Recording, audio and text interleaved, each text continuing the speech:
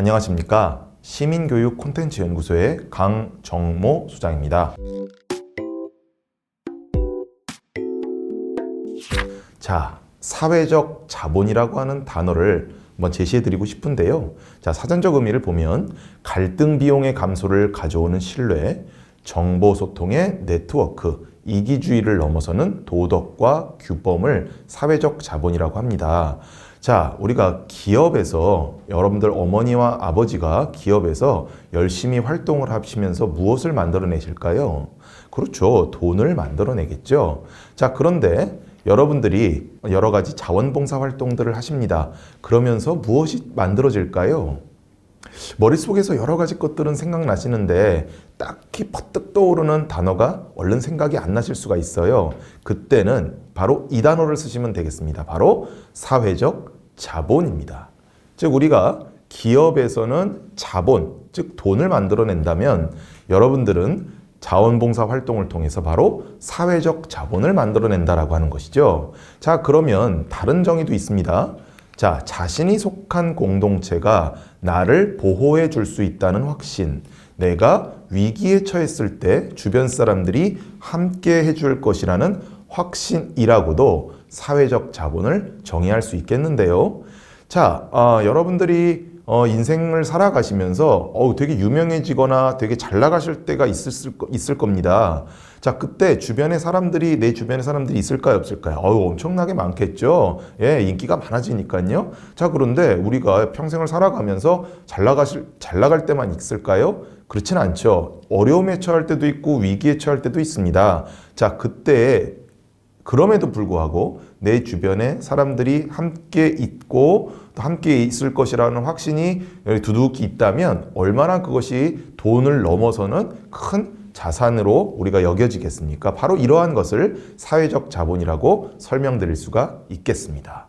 자, 그런데 사회적 자본에 대해서 여러 가지 그게 무슨 가치가 있어 라고 하는 비판이 지금까지 좀 있어 왔습니다. 그래서 사회적 자본이 매우 중요하다라고 하는 것을 주장하는 분들이 실험을 해봤습니다.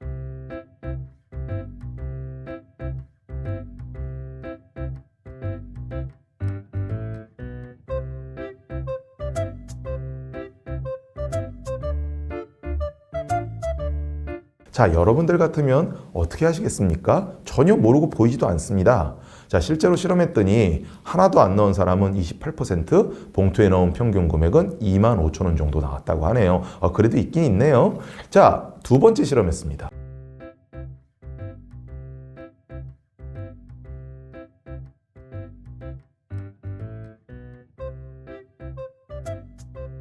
자, 어떻게 되었을까요? 앞에 있는 실험과 비교해서. 자, 실제로 실험했더니 하나도 안 넣은 사람은 11%로 줄어들었고요. 봉투에 넣은 평균 금액은 35,000원으로 늘어났네요. 이렇게 한번 보기만 했는데도 평균 금액이 올라갔습니다. 자, 마지막 실험을 했습니다.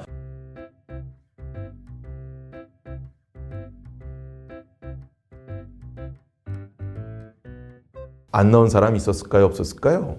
예, 안 넣은 사람 하나도 없었고요. 봉투에 넣은 평균 금액은 5만 원이 나왔다고 합니다. 자, 그러니까 친한 사람의 네트워크가 돈이 됩니까? 안 됩니까? 돈이 되죠. 예, 기업에서 직장인들이 열심히 활동을 해서 창출하는 자본이나 여러분들이 자원봉사 활동을 통해서 우리 마을과 우리 지역에서 창출하는 뭐라고요? 그렇죠. 사회적 자본. 둘 다 효용 가치가 있죠. 그러면 훌륭하고 신뢰받고 지속 가능한 사회가 되려면 돈 말고 또 무엇이 있어야 될까요? 자, 아까 했던 단어요. 바로 그렇죠. 사회적 자본. 자본과 사회적 자본이 균형 잡게 있었을 때 우리는 그러한 사람, 그러한 마을을, 그러한 지역을 훌륭하다, 신뢰받는다, 지속 가능하다라고 정의할 수 있다라고 하는 것이죠. 자, 그러면 지역사회, 마을 곳곳에서 자원봉사에 참여하시는 청소년 여러분들의 정체성을 어떻게 정의할 수 있을까요? 저는 바로 사회적 자본의 촉진자로서 자원봉사에 참여하시는 청소년 여러분들의 정체성을 정의할 수 있겠다라는 말씀을 드리고 싶습니다. 청소년 시기 때 매우 중요한 과업은 바로 독립이라고 할 수가 있겠는데요. 우리가 삶의 독립을 하려면 두 가지 독립이 필요합니다. 첫 번째는 경제적 독립이죠. 두 번째는 바로 정서적 독립입니다. 정서적 독립이라고 하는 것은 나의 삶의 선택을 내가 누구에게도 의존하지 않고 내 스스로 선택을 내리는 역량이 바로 정서적 독립이라고 볼 수가 있는 것이죠. 그러면 경제적 독립과 정서적 독립, 이 두 가지는 어떻게 역량을 쌓을 수가 있을까요? 여러 가지 것들이 있겠지만 인간 또는 동물이 학습을 하는 방식 중에 하나로 자신의 행동으로 인해 벌어질 결과를 미리 예측하지 못하는 상태로 여러 가지 행동을 하다가 각각의 행동이 성공하거나 실패하는 결과들을 통해서 인과관계, 즉 요렇게 하면 잘 안 되는구나, 요렇게 하니까 잘 되네 라고 하는 것들을 계속 축적하는 그러한 과정, 그러한 추론하는 학습, 이것을 바로 뭐라고 하냐? 바로 네 글자입니다. 바로 시행착오라고 할 수가 있는 거죠. 자, 즉 청소년 시기 때는 바로 시행착오를 할 수 있는, 시행착오의 특권을 누릴 수 있는 그러한 시기라고 볼 수가 있겠습니다. 자, 그러면 이것과 자원봉사는 어떠한 연관이 있을까요? 여러분 청소년 자원봉사는 다른 말로 봉사학습이라고 할 수가 있겠습니다. 즉 자원봉사를 참여함으로써 여러분들이 학교에서 배울 수 없는 삶의 여러 가지 다양한 것들을 여러분들이 학습한다라고 하는 의미에서 봉사학습이라고 청소년 자원봉사를 그렇게 이야기하는데요. 저는 이러한 봉사학습을 아까 앞에 있었던 시행착오와 연결하여 안전한 시행착오를 제공하는 그러한 기회다라고도 볼 수가 있겠습니다. 자, 그래서 청소년 봉사학습을 정의를 내리면 나눔을 연습하고 민주시민으로서의 자질을 함양해서, 이 민주시민이라고 하는 것은 앞에서 말씀드렸던 내 스스로 선택하고 스스로 책임을 지는 그러한 존재가 바로 민주시민이라고 할 수가 있겠는데요. 그러한 독립적 역량을 가진 민주시민으로서의 자질을 함양해서 더 큰 공동체를 지향하는 봉사 학습활동이라고 정의를 내릴 수가 있겠습니다.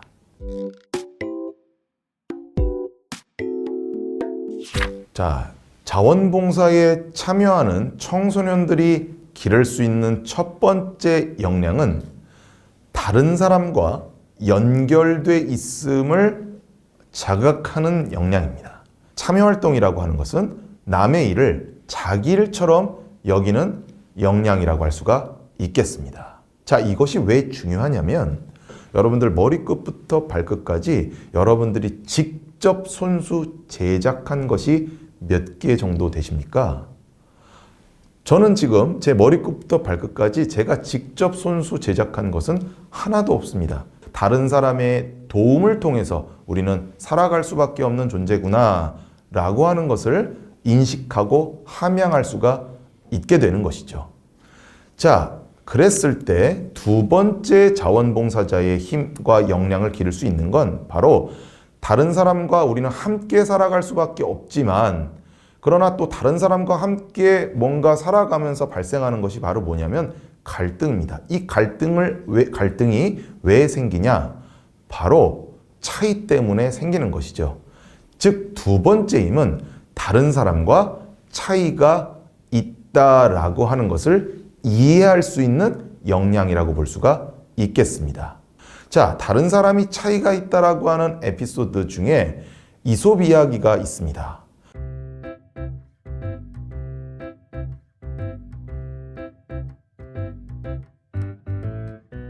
자, 이렇게 우리가 내가 좋아하는 것, 내가 편한 것, 내가 익숙한 것을 다른 사람은 상당히 불편해할 수 있구나 라고 하는 걸 이해하면 그것에 대해서 잘 배려하고 또 성실하게 배려해서 서로 간에 팀워크를 만들 수 있는 그러한 관계를 만들 수 있는 역량을 자원봉사 활동을 통해서 생각해보고 함양할 수 있다라고 볼 수가 있겠습니다.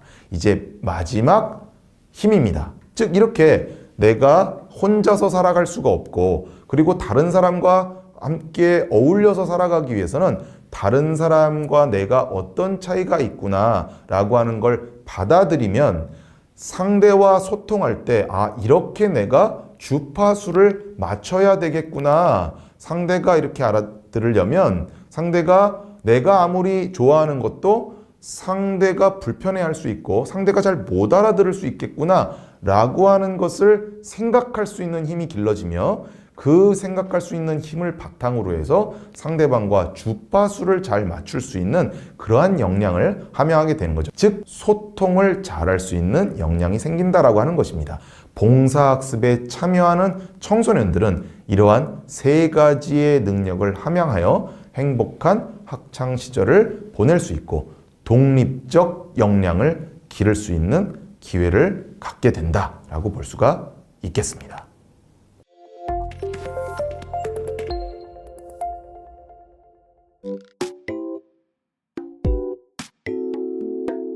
국민이 있고요, 시민이 있는데요. 국민과 시민의 차이점은 무엇일까요? 자, 여러분들께 한번 질문 드려보죠. 대한민국 선택하신 분 계시나요? 여기서 태어나신 분들은 그냥 국민이 되셨죠. 자, 그런데 앞으로 여러분들이 고등학교를 졸업하고 이제 성인이 된 시점부터 앞으로 살아가는 삶을 한번 떠올려 보도록, 상상해 보도록 하겠습니다. 자, 내가 진학을 할까? 직장을 갈까? 이 직장을 갈까? 저 직장을 갈까? 이 학교를 갈까? 저 학교를 갈까? 무수하게 많은 선택 앞에 여러분들이 놓이게 되죠. 즉, 국민이라고 하는 것은 태어나는 존재이죠. 그러나 시민은 내가 내린 선택으로 내가 만들어가는, 구성하는 존재라고도 해석을 할 수가 있겠습니다. 자, 그러면 우리가 선택하지 않은 건 도대체 무엇이 있을까요? 한번 생각해 보실까요? 제가 생각한 건 이겁니다. 이렇게 우리가 선택하지 않은 것들 여러분들 한번 잘 살펴보시기 바랍니다. 대부분의 사회적 편견과 차별이 어디에서 일어나고 있을까요? 그렇죠. 우리가 선택하지 않은 것에서 일어나고 있습니다. 자, 그래서 저는 사회적 편견과 차별을 이렇게 해석해 보고 싶은데요. 바로 우리가 선택하지 않은 것을 책임지라고 하는 것입니다. 우리가 선택하지 않은 것을 도대체 어떻게 책임질까요? 제가 이런 외모로 태어난 것을, 제가 남성으로 태어난 것을, 여성으로 태어난 것을, 경상도, 전라도, 충청도, 수도권에서 태어난 것을, 흙수저로 태어난 것을, 장애를 가지고 태어난 것을 도대체 어떻게 책임질 수 있을까요? 이것을 먼저 간파한 사람이 있는데요. I have a dream that one day on the red hills of Georgia, the sons of former slaves and the sons of former slave owners will be able to sit down together at the table of brotherhood. I have a dream that one day even the state of Mississippi, a state sweltering with the heat of injustice, sweltering with the heat of oppression, will be transformed into an oasis of freedom and justice. I have a dream that my 4 little children will one day live in a nation where they will not be judged by the color of their skin, but by the content of their character. 어떻습니까? 자, 이 세 번째 꿈, 이 꿈을 청소년 여러분들에 맞게 제가 재해석을 좀 해봤거든요. 이것은 여러분들과 함께 한번 읽어봤으면 좋겠는데요. 자, 소리내어서 한번 같이 한번 읽어볼게요. 파주 시민에게는 꿈이 있습니다. 파주시에 사는 청소년들이 선택하지 않은 것으로 평가받지 않고 청소년들이 선택해서 쌓아올린 인격을 기준으로 평가받는 파주시에서 살게 되는 꿈 어떻습니까? 저와 여러분들의 꿈이기도 하겠지요. 즉 자신이 선택한 것으로 형성된 존재, 즉 만들어가는 존재를 시민 이렇게 해석할 수가 있겠고요. 선택한 것으로 평가받는 사회일수록 성숙한 시민사회라고 할 수가 있겠네요. 그리고 성숙한 시민사회를 만들어가기 위해서 갈등도 하고 협력도 하고 연대도 할 수 있는 그러한 방법을 확산하는 활동이 바로 자원봉사라고 할 수가 있겠습니다.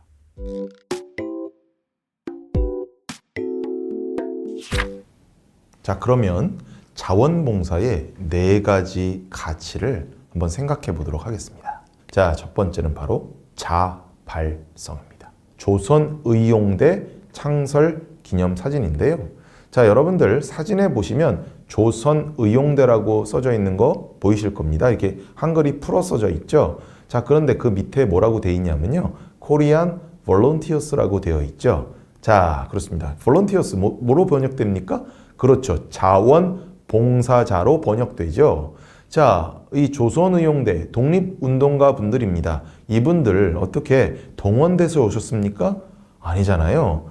자, 나라를 구하겠다고 자발적으로 자기가 스스로 선택해서 모이셔서 군대가 조직된 것입니다. 즉, 누군가가 시켜서 하는 동원이 아닌 스스로 하는 자원의 정신은 주인의 정신이며 조국 광복의 정신이다 라고 할 수가 있겠습니다. 자, 두 번째 가치는 바로 공익성입니다. 산, 바다, 강, 도로. 자, 이 4가지의 공통점은 무엇일까요? 자, 누구의 거죠? 그렇죠. 누구의 것도 아니지만 또 누구의 것이기도 하죠. 자, 이러한 모호한 어떤 것을 우리는 뭐라고 하냐면요. 바로 공공재라고 합니다.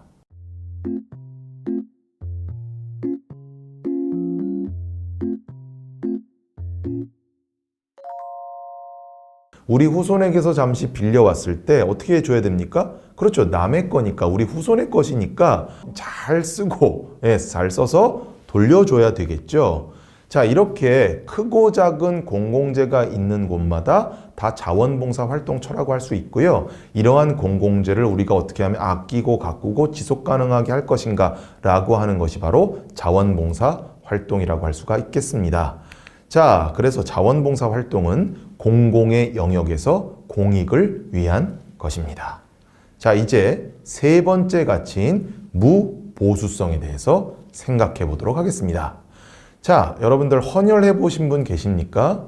자, 헌혈을 하면 자, 빵, 우유, 음료수, 여행용 세트, 도서상품권, 영화 티켓, US 메모리도 주는군요. 자, 이렇게 줍니다. 자, 그런데 내가 헌혈하고 나왔는데 뭔가 봉투를 받았어요. 그 안에 3만 원이 들어 있었다라고 한번 가정을 해보겠습니다. 여러분들 기분이 어떠실 것 같아요? 저 같은 경우는요, 되게 기분이 나쁠 것 같아요. 이렇게 돈 봉투를 받게 된다고 하면요, 값싸게 내 피를 파는 헌혈이 아니라 매혈이 되는 겁니다. 고귀한 여러분들, 청소년 여러분들의 행동인 헌혈이 3만 원의 봉투로 인해서 헐값의 매혈로 추락하게 되는 완전히 차원이 다른 상황이 벌어지게 되는 것입니다.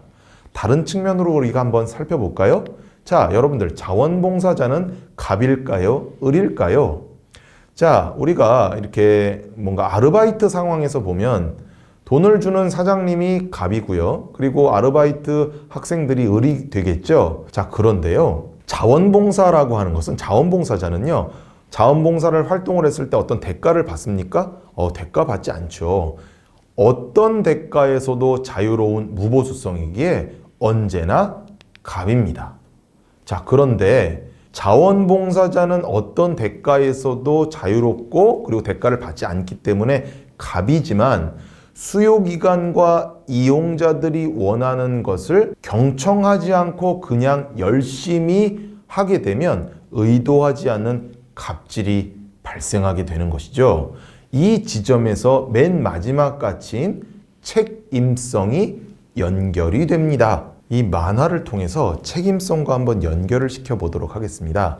청소년이 장애인분에게 자원봉사하러 갔을 때 청소년도 그 상황에 대해서 일기를 쓰고 장애인분도 또 일기를 썼습니다. 이 두 분의 일기를 통해서 책임성을 한번 떠올려 보도록 하겠습니다. 자, 먼저 청소년의 일기를 보겠습니다. 자봉이의 일기. 오늘은 자원봉사하러 장애인 시설에 갔다. 그 시설에는 거동이 불편한 장애인들이 있었다. 나는 그들을 즐겁게 해주고 싶었다. 그래서 게임도 해주고 우리 게임하고 놀아요. 산책도 시켜주었다. 오늘은 정말 보람있는 하루였다. 자, 이 똑같은 상황에 대해서 그러면 장애인분들은 어떻게 생각을 하셨을까요? 어느 장애인의 일기. 오늘은 청소년 자원봉사자가 찾아왔다. 안녕하세요. 그들은 나보고 게임하자며 졸라댔고 우리 게임하고 놀아요. 내키지도 않은 산책을 해야만 했다. 산책하니까 좋죠. 그리고 시간이 되자 돌아갔다. 2시간 지났으니 갈게요. 이 장애인분은 뭐라고 하셨을까요? 한번 여러분들 상상해 보시기 바랍니다. 여러분들이 장애인분의 입장이면 어떠셨을까요? 자, 이 청소년이 어떻게 했으면 될까요? 자, 일단 와서 장애인분에게 질문을 했었어야 합니다. 자, 오늘 제가 2시간 자원봉사하러 왔습니다. 선생님은 어떤 게 필요하실까요? 어떤 걸 제가 자원봉사하면 좋겠습니까? 라고 질문을 하고 그것에 대해서 요청을 하시면 그러면 어떻게 도와드리면 될까요? 라고 또 질문을 해서 경청을 하고 그것만 하면 이러한 상황이 벌어지지 않았겠죠. 이것이 바로 책임성 있는 자원봉사, 영향력 있는 자원봉사, 변화를 만드는 자원봉사가 될 수가 있다라고 하는 것이죠. 자, 이제 정리하겠습니다. 착한 사람이 좋은 지역을 만들까요? 좋은 시민이 좋은 지역을 만들까요? 그렇습니다. 좋은 시민이 좋은 지역을 만들겠죠. 그러면 착한 사람과 좋은 시민은 어떻게 다를까요? 제가 청소년들에게 한번 여쭤봤더니 한 청소년이 이렇게 대답을 하더군요. 착한 사람은 선생님 말씀을 잘 듣는 사람. 좋은 시민은 선생님이 말씀하신 게 옳은지 그른지를 생각하는 사람. 오, 너무 깔끔한 정의죠? 그래서 제가 한 번 더 질문을 드려봤습니다. 좋은 시민이 되면 어떨까요? 라고 질문을 드렸더니 이렇게 고개를 갸우뚱하시더니 그 청소년이 이렇게 얘기를 하시는 거예요. 좋은 시민이 되면 아유 피곤하겠는데요? 그래서 되게 웃었던 기억이 나는데 맞습니다. 좋은 시민이 된다라고 하는 건 생각을 해야 되고요. 또 이런 상황에서는 어떻게 해야 되는지 고민을 해야 됩니다. 그래서 때리면 피곤할 수 있죠. 자, 그러나 좋은 시민이 되었을 때 바로 지역사회를 변화시키고 우리가 만나는 사람에게 영향력을 줄 수가 있는 것이죠. 그래서 착한 사람에서 좋은 시민으로 이렇게 우리가 진화되는 것, 이것이 바로 자원봉사의 기능이다 라고 볼 수가 있겠습니다. 자, 에드워드 윌슨이라고 하는 일평생 개미를 연구하신 생물학자는요, 이렇게 말씀을 하셨습니다. 이타적인 인간은 역사적으로 늘 이기적인 인간에게 졌다고 하네요. 어우, 우울하고 슬프죠. 그러나 이타적 집단은 이기적 집단에게 늘 이겼다라고 하네요. 우리는 혼자 살아갈 수 없는 존재들입니다. 그 안에서 서로의 차이를 발견하고 그 차이를 존중해줘서 더욱더 입체적이고 자세한 소통을 할 수 있는 역량을 길러가서 그 안에서의 공동체의 팀워크를 만들어 나갈 때 우리는 행복하고 아름다운 사회를 만들어 나갈 수 있는 그러한 희망을 만들어 갈 수가 있습니다. 바로 봉사 학습을 통하여 그러한 역량을 길러가시는 청소년 여러분들이 되시기를 바라며 이 강의를 모두 마치도록 하겠습니다. 경청해 주셔서 감사합니다.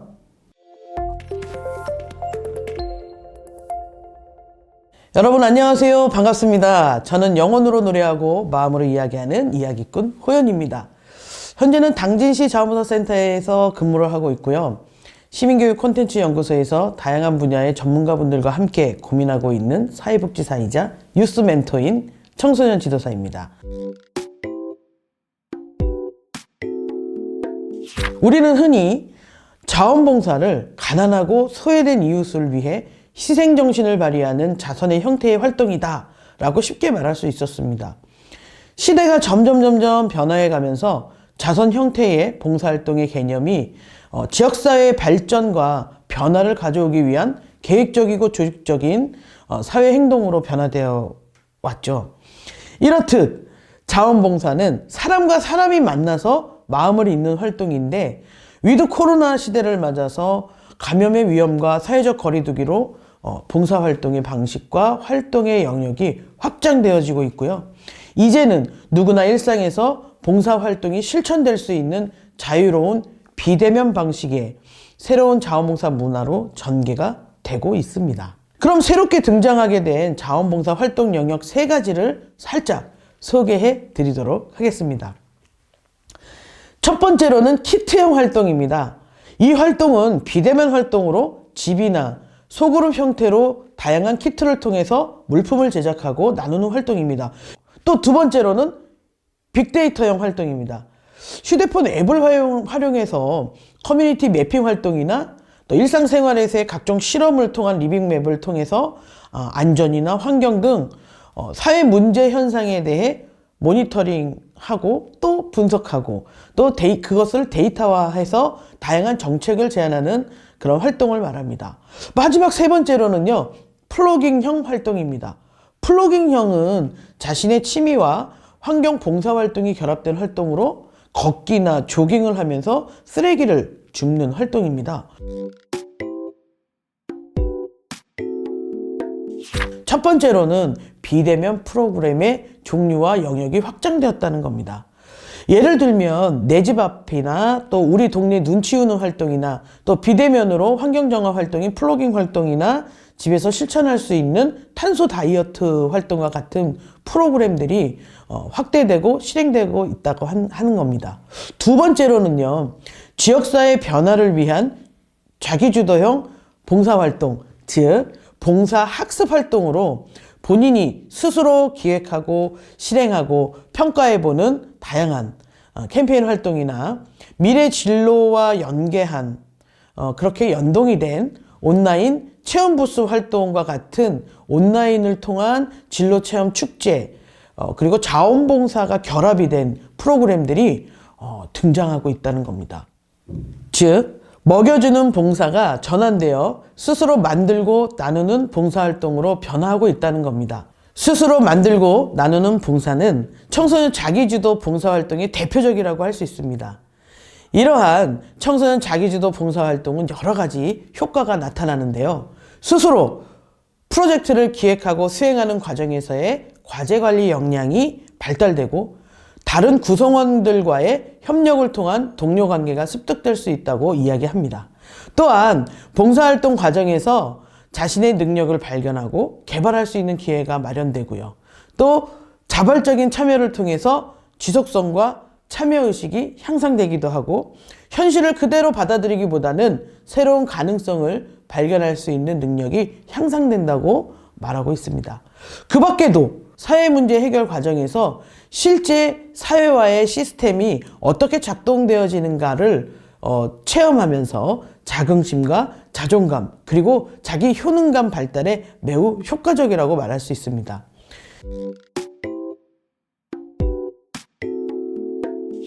자기주도 봉사활동의 참여 형태를 보면 지역사회와 공동체에서 발견한 문제점이나 관심 있는 주제를 선택을 해서 진행되어지기 때문에 지역사회를 만나는 아주 중요한 경험 학습의 기회가 될 수 있다고도 합니다. 자, 그럼 기존 봉사활동과 자기주도형 봉사활동의 차이점이 뭔지 한번 살펴보도록 하겠습니다. 자기주도형 봉사활동의 준비 단계를 보면 기존에 1365나 드볼이나 봉사단체 홈페이지에서 검색해서 신청하는 형태였죠. 그런데 이제는 주변 탐색을 통해서 활동 목표를 설정하고 활동 계획서를 작성하면서 시작된다는 점입니다.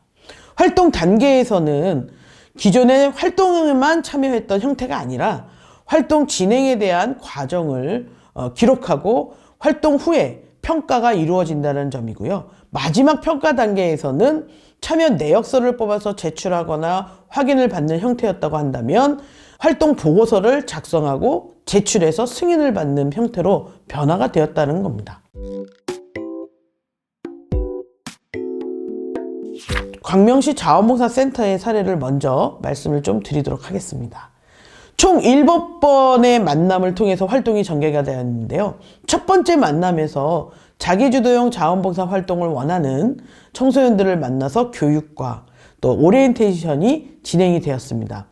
두 번째 만남에서는 본격적인 만남과 소통이 이루어지게 됩니다. 우리들이 어떤 관심을 가지고 이곳에 모였는지 우리들의 관심사를 찾아보는 그런 시간을 가졌습니다. 세 번째 만남에서는 우리들의 관심사를 통해서 어떤 활동의 욕구가 있는지 활동의 가치를 찾아보고 각자의 생각을 서로에게 공유하는 시간을 가져봤고요. 네 번째 만남에서는 본격적으로 자기주도형 봉사활동의 시작인 활동 계획을 수립해 보았습니다. 관심사에 따라서 총 2개의 모둠으로 나눠졌고 또 내가 할 수 있는 봉사활동에 대해서 아이디어를 모으는 그런 시간으로 진행이 되었습니다. 그리고 5번째 만남을 통해서 아이디어를 구체화시켰고 또 구체화된 계획을 또 수립을 해 보았습니다. 찾아갈 대상을 선정하고 각자의 역할이 무엇인지 정해보기도 하고 그리고 어떤 내용으로 진행될지 좀 더 구체적으로 실현 가능할 수 있는 세부 계획을 세워 나갔습니다. 6번째 만남에서는 계획한 것들을 실천해보는 시간을 가졌습니다. 아이들과 컵타 교실을 진행하면서 다소 실수도 하고 할 수도 있었었고 또 불특정 다수를 만나서 헌혈 캠페인하는 것이 참 쉽지 않았다라는 이야기들을 좀 하게 됐습니다. 그래서 마지막 7번째 만남을 통해서는 활동했던 전반적인 과정들을 평가하고 서로 격려하고 지지하고 또 다음에는 어떤 활동을 할 수 있을까라고 방향을 수립하고 또 각 모둠별로 성과를 공유하는 등 매우 민주적이고 성숙된 청소년 시민의 모습을 볼 수 있었습니다. 이러한 과정들을 보면서 여러분들은 어떤 생각을 가졌을까요? 여러분들도 충분히 할 수 있는 것이죠. 그죠? 더 보람 있는 일들을 더 많이 만들어낼 수 있지 않을까 이런 생각이 듭니다. 첫 번째로는요. 충청남도 당진시 자원봉사센터에서 활동을 펼치고 있는 청소년 미래운영위원회라고 하는 동아리입니다. 청소년 미래운영위원회는 청소년들이 주체가 되어서 지역사회의 문제를 개선하고 또 긍정적인 인식의 변화를 도모해서 공동체 의식 함량을 추구하는 활동으로 교통분과, 복지분과, 문화분과, 환경분과 이렇게 4개의 분과로 진행되어지고 있습니다. 연도별로 진행되어진 내용들을 한번 살펴보면 해가 거듭되면서 청소년들의 생각이 확장되어지고 있는 것을 볼 수가 있겠습니다.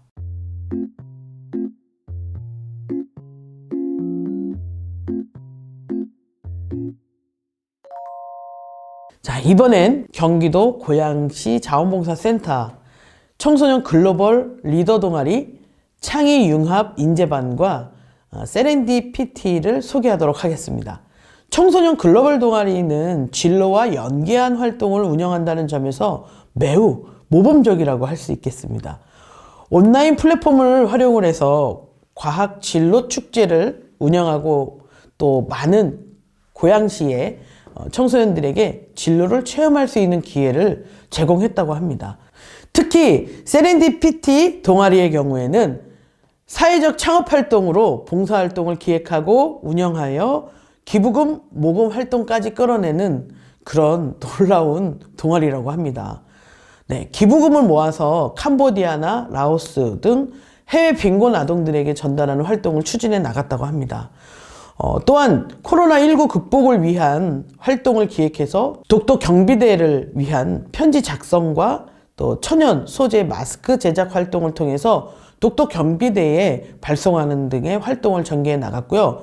또 키링이나 전자파 차단 스티커를 직접 기획하고 제작해서 비대면으로 판매해서 그 수익금을 가지고 위안부 할머니의 일상생활 지원금으로 지원하는 등 자원봉사의 뛰어난 가치를 깨닫고 사회 변화에 따라서 비대면 활동으로 나눔을 실천하는 멋진 활동을 하고 있다고 합니다.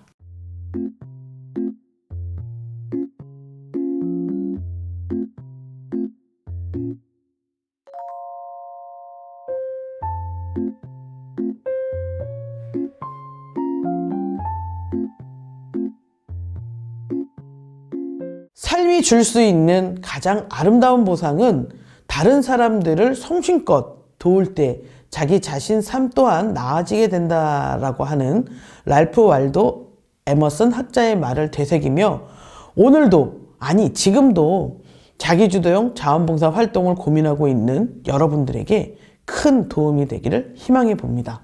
언제나 여러분들을 응원합니다. 지금까지 영혼으로 노래하고 마음으로 이야기하는 이야기꾼 호연이었습니다. 감사합니다.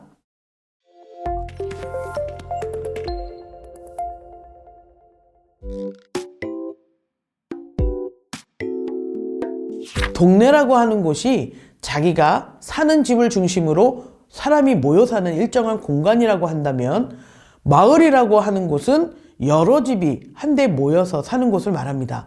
이렇듯 공간적인 부분에서 여러분들이 성장하고 그 성장 과정을 통해 소속감과 애착심을 갖는 심리적 유대감을 느끼게 되는데요. 그것을 생활 공동체, 즉 지역사회라고 정의를 내릴 수 있겠습니다. 사회참여 활동은 우리들이 관심을 가지고 행동으로 실천하여 변화를 이끌어내는 것이라고 할 수 있겠습니다. 지역사회와의 여러 가지 문제를 인식하고 또 그 문제들을 해결하기 위한 방안을 스스로 모색하고 표현하여서 활동을 통해 변화를 이끌어낼 수 있다는 아주 짜릿한 경험을 하게 될 것입니다. 그럼 여러분들이 할 수 있는 참여에는 어떤 것들이 있을까요? 선거에 참여하는 시민으로서의 권리를 행사하는 것, 그리고 자치활동, 즉 지역사회 변화를 만들어내는 사회봉사활동이라고 할 수 있겠습니다. 여러분들이 속한 지역사회에 관심을 가지고 구체적인 영향력을 발휘해서 공동체의 발전을 추구하는 사회적인 행위로 정부나 지방자치단체나 공공기관에 문제 해결을 위한 정책을 제안하는 것이 있겠습니다. 그런 공공정책을 제안하는 데 있어서 법적으로 청소년 참여기구를 설치했는데요. 어떤 것들이 있는지 지금부터 살펴보도록 하겠습니다.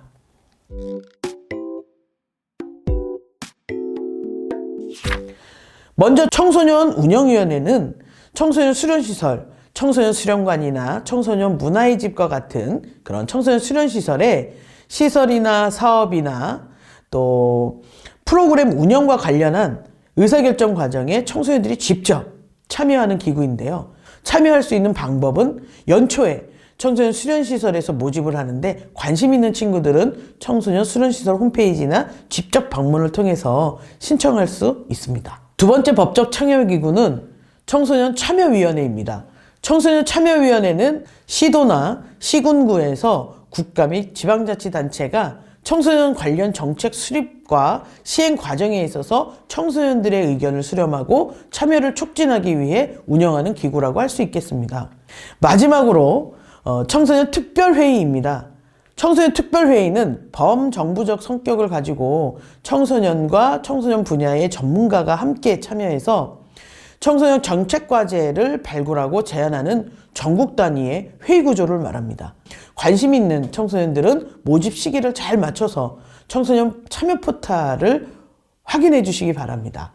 그 밖에도 법정기구는 아니지만 다양한 성격의 동아리 활동, 즉 자치활동을 통해서 언제든지 여러분들의 생각을 그리고 필요한 정책을 다양한 형태로 제안할 수 있습니다. 지금부터는 본격적으로 정책 제안을 하기 위한 사회참여 방법 4단계에 대해서 여성가족부와 한국청소년활동진흥원이 청소년 참여활동 안내서를 발간을 했는데 그 안내서 중심으로 이야기를 해보려고 합니다.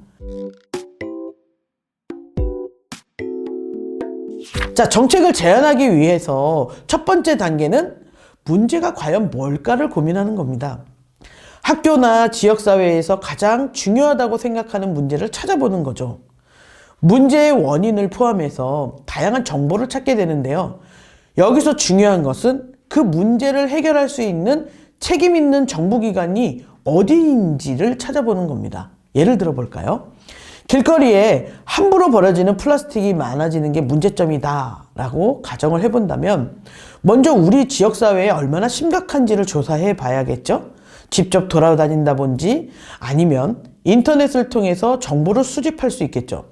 그것을 찾았다고 한다면 그 문제의 원인이 뭔지를 고민해야 합니다. 원인은 엄청나게 다양할 수 있겠죠. 우리 시민들이 일상생활에서 나오는 플라스틱의 올바른 배출 방법을 모른다든지 특히나 신호등 옆이나 또 버스 정류장과 같은 공공장소에 플라스틱을 분리배출할 수 있는 쓰레기통이 없다든지 매우 다양한 원인이 있을 겁니다. 이런 부분을 공공정책으로 어떻게 해결할 수 있을지 또 어떤 기관이 나서야 해결할 수 있을지도 찾아봐야겠죠. 그리고 그런 쓰레기 문제를 해결할 수 있는 분리배출 방법에 대해서 다양한 의견을 모아야 할 것입니다. 예를 들면 커피 전문점에서 일회용 플라스틱 컵 사용을 금지한다든지 매장에서 일회용 컵 사용을 한다면 과태료를 부과한다든지 플라스틱 사용 전반에 관해 줄일 수 있는 정책이 있는지도 꼼꼼하게 살펴보는 것도 굉장히 중요하겠죠. 두 번째 단계로는 좀 더 구체적인 기존 정책들을 한번 찾아보는 겁니다. 문제와 관련된 현행 공공정책을 조사해보고 그 밖에 관련된 시민단체 등에서는 어떤 제안들을 또 하고 있는지 이런 부분들을 조사해서 공공정책이나 제안 정책들의 각각의 장단점을 찾아보는 단계가 바로 두 번째 단계라고 할 수 있습니다. 앞서 예를 들어서 이야기했던 버려지는 플라스틱에 관한 해결 정책을 가지고 장단점을 찾아본다면 장점으론 사람들이 사용하는 플라스틱 컵의 양을 전반적으로 줄일 수 있다는 것이고 단점으로는 플라스틱 컵을 사용할 수 없기 때문에 대체해야 하는 물품을 구해야 한다는 겁니다. 테이크아웃을 할 경우에 플라스틱 컵을 사용할 수밖에 없기 때문에 길거리에 플라스틱 쓰레기가 버려질 수 있다는 거죠. 자, 세 번째 단계로 그렇다면 최선의 정책은 뭘까? 우리가 직접 정책을 만들어 보는 겁니다. 문제 해결을 위해 정부가 채택해 주길 바라는 공공정책을 만들어 보는 단계이기도 하고요. 여러분들이 만든 공공정책의 장점과 한계를 살펴보는 것도 매우 중요하겠죠. 예를 든다면 현재 플라스틱 컵 사용을 규제하는 정책은 커피 전문점에서만 적용되지만 PC방이나 또 여러분들이 많이 이용하고 있는 만화방에서는 적용되고 있지 않다는 겁니다. 그래서 PC방이나 만화방에서도 플라스틱 컵 사용을 규제하는 공공정책이 필요하다는 겁니다. 또한 올바른 플라스틱 분리배출 방법에 대해 홍보와 더불어 플라스틱 컵을 버릴 수 있는 수거함을 버스 정류장 옆이나 또 신호등 앞에 필요하다라고 제안하는 것이죠. 이 공공정책의 장점은 무엇일까요? 그렇죠? 지역사회 내에서 플라스틱 컵의 사용량이 줄고 길거리에 버려지는 플라스틱 컵의 양이 줄어든다는 것이겠죠. 그럼 단점은 뭘까요? PC방이나 만화방에서 플라스틱 컵을 대신해서 사용할 수 있는 물품을 구해야 되고 또 수거함을 정기적으로 비워줘야 된다는 거죠. 자, 이제 마지막 단계인 네 번째 단계에서는 실천 계획을 수립을 해보고 또 직접적으로 실천해보고 더 중요한 건 지지를 얻어내야 된다는 겁니다. 여러분이 제안한 공공정책을 정부에서 채택할 수 있게끔 구체적인 실행 계획을 만들어보고 다양한 실천 방법을 통해서 여러분들이 만든 공공정책이 실현될 수 있도록 직접 노력해보는 겁니다. 실행 계획에 포함한 주요 내용들을 좀 더 가정을 해본다면 먼저 플라스틱 컵의 올바른 분리배출을 위해서 재활용이 가능한 플라스틱 컵과 재활용이 불가능한 플라스틱 컵을 구분해내는 법을 공유하는 겁니다. 그리고 내가 살고 있는 지역에서 플라스틱이 많이 버려지는 길의 위치를 파악하고 그 플라스틱이 많이 버려지는 길에 올바른 배출 방법이 적힌 포스터를 부착하는 겁니다. 그리고 플라스틱 수거함 설치를 담당하는 부서를 찾아보고 정책 실현 방법에 대해서 문의를 해야 합니다. 자, 우리들의 제안이 이렇게 적극적으로 지원해 줄 수 있는, 우리가 또 지지받을 수 있는 환경단체를 또 찾아가서 올바른 플라스틱 배출 방법을 알리는 것도 굉장히 중요하겠죠. 그럼 지금부터는 청소년 사회활동가와 환경운동가를 소개해 드리도록 하겠습니다. 첫 번째 소개할 인물은 테러와 학살로 고통받는 카메룬 전쟁으로 난민이 늘어나는 상황에서 카메룬의 평화를 외치고 있는 디비나 발룸 청소년입니다. 두 번째 인물은 홍콩의 민주화 운동, 우산혁명의 그 소년, 조수아 웡 청소년입니다. 조수아 웡은 현재 정당 활동을 펼치면서 최근 지구촌의 핫 이슈로 떠오른 홍콩 범죄인 인도법 반대 시위를 주도하고 있는 인물이라고 할 수 있습니다. 세 번째 인물은 세계 청소년 환경연대 대표 조너선 리입니다. 한국계 미국인 조너선 리 역시 전 세계에 영향을 주고 있는 청소년 환경운동가입니다. 네 번째 인물로는 스웨덴의 청소년 환경운동가 그레타 툰베리입니다. 그레타 툰베리는 지구온난화 문제를 막기 위한 기후변화 대책 마련 촉구를 위해 등교 거부 1인 시위로 미래를 위한 금요일 운동을 펼쳤죠. 전 세계의 어린이들의 경각심을 일깨워줬던 그런 소녀입니다. 여러분 알고 있나요? 우리나라에도 청소년 기후행동이라고 하는 기구가 있습니다.